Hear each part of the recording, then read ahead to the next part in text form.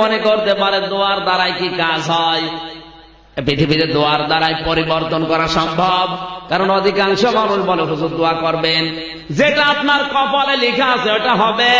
কিন্তু একটা কারণে কপাল পরিবর্তন করা যায়, টাকা দিয়ে পয়সা দিয়ে না, ওটা দোয়া দিয়ে। বলেন, ভাগ্য পরিবর্তন করা যায় কি দিয়ে? শুধুমাত্র দোয়া, তাছাড়া কিছু দিয়ে হবে না। আপনার উপরে যে আযাবটা আল্লাহ নাযিল করবে ওটা মাস্ট বি করবে, কিন্তু দোয়া করার দ্বারা ওটা পরিবর্তন করার সিদ্ধান্ত আল্লাহ নিতে পারে।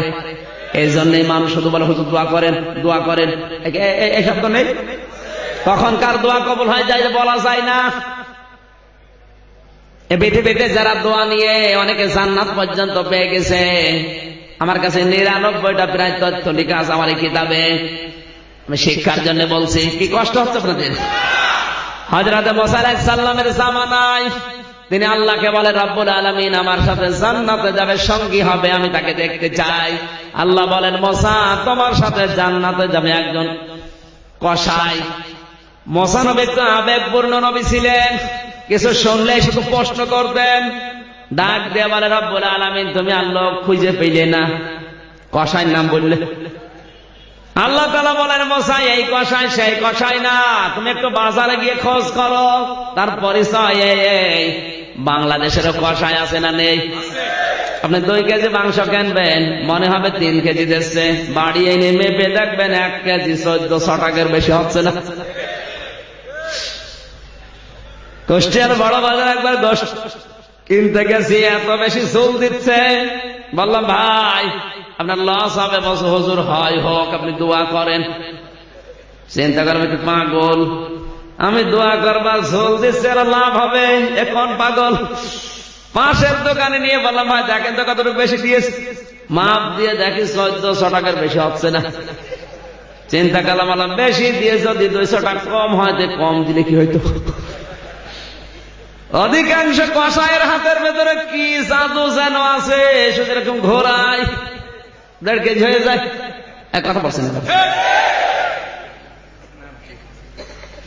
কোরআনে কারীম জানিয়েছে, ওয়াইলুল লিল মুতাফফিফিন আল্লাযীনা ইযা কাতালু আলান নাসি ইস্তাওফুন। আল্লাহ পাক বলেন, ধ্বংস হয়ে যাক ওই দোকানদার গুলো, ওই ব্যবসায়ী গুলো, যারা নেওয়ার সময় বেশি নাই, দেওয়ার সময় কম দেয়। আর খাদ্যে ভেজাল দেওয়া দেশে আছে না নেই? আপনি যদি খাদ্যে ভেজাল দান করেন, বিষ মেশান, ফরমালিন দেন, এটার দ্বারা যত মানুষ অসুস্থ হবে, যত মানুষের রোগ হবে, ব্লাড ক্যান্সার হবে, হার্ট নষ্ট হবে, যত মানুষ অসুস্থ হবে আপনার কারণে, অতগুলো গুনাহ আপনার আমলনামায় যাবে। যে খাদ্যে ভেজাল দেওয়া, কালো বাজারি করায় মানুষগুলো জাহান্নামী মানুষ। এরা কি? সূরা মুতাফফিফিনের আয়াত। আস্তে এইটাই বেশি বাংলাদেশে। মানুষ এখন আত্মীয়র জন্য, রোগীর জন্য যদি ফল নিয়ে যায়, তো রোগী চিন্তা করে কি ফল না বিষ। কথা বলে না কেন?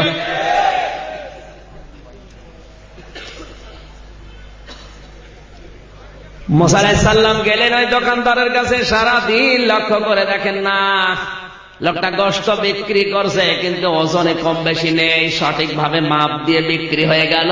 সন্ধ্যাবেলা কিছু গোশত কিমা বানিয়ে রেখেছে, বাড়ি নিয়ে যাচ্ছে।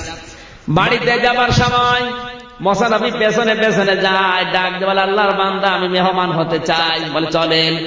বাড়িতে নিয়ে তিনি তাকে বসালেন এক বারান্দায়, ঘরের চোপড়ি ছিল, পারলেন। ওখান থেকে একটা মেয়ে লোককে নিয়ে নিজের হাতে পরিষ্কার করিয়ে গোশতগুলো রান্না করে মেয়েটার মুখে তুলে দিচ্ছে। মেয়েটাকে মুখের গোশতগুলো চিবিয়ে চিবিয়ে খায় আর দোয়া করে, রব্বুল আলামিন আমার এই সন্তানটা আমার স্বামী মরার পর থেকে আবার খেদমতে লেগে আছে। আমি মায়ের কুদরতে আমার কলিজা ঠান্ডা হয়ে গেছে, আমি মা হয়ে তোমার দরবারে দোয়া করলাম, আমার এই সন্তানটাকে তুমি জামানার নবী মুসার সাথে জান্নাতে দিয়ে দিও। হযরত মুসা ডাক দেওয়ার, আল্লাহর বান্দা এই মেয়ে লোকটাকে বলে, হুজুর আমার মা প্রতিদিন এই দোয়া করে, আমার বাবা সেই ছোট্টবেলায় মারা গেছে, আমি মায়ের খেদমতে লেগে আছি, আপনি বলেন তো কোথায় আমার মুসা নবী জামানার নবী আর আমি কোথায় কসাই, এ দোয়া কি কবুল হয়? হযরত মুসা চোখের পানি ফেলে দিয়ে বলে, আল্লাহর বান্দা, দোয়া কবুল হয়ে গেছে। আমি জামানার নবী মুসা তোমাকে সুসংবাদ দিয়ে গেলাম, কিয়ামতের দিন তুমি আমার সাথে জান্নাতে থাকবে তোমার এই মায়ের দোয়ার কারণে। একজন কসাই মায়ের দোয়া নিয়ে জান্নাত পেতে পারে, আমরা পারি না? বলুন, এখানে তাকান তো, কার কার মা নেই? কত মানুষের মা নেই, বাড়িতে যে ডাক দিয়ে হাজারো ডাকলেও পাবে না। আমি রাত 4টা 3টার সময় বাড়ি গিয়ে যদি একবার ডাক দিয়ে আমার মা বেরিয়ে আসবে, জিজ্ঞাসা করবে, আমির হামজা কেমন আছো? কিন্তু যাদের মা নেই, ও কিয়ামত পর্যন্ত ঘর ধাক্কা দিলেও কেউ আসবে। এখানে পুরা কোরআন শরীফের ভেতরে যেখানে আমার আল্লাহ মা বাবার নামটা দিয়েছেন, অন্তত সেই জায়গায় আমার আল্লাহ নিজে ব্যাখ্যা দিয়েছেন। পুরা কোরআন শরীফ আমি গবেষণা করে দেখেছি, কোন জায়গায় কোন মানুষের নামে এত ব্যাখ্যা নেই, কিন্তু মা বাবার নাম যেখানে, সেখানে আমার আল্লাহ নিজে ব্যাখ্যা দিয়ে দিয়ে জানিয়েছেন। সূরা বানী ইসরাঈলের 5টা ব্যাখ্যা দিয়েছেন আল্লাহ। আল্লাহ মনে হয় পাগল হয়ে গেছে।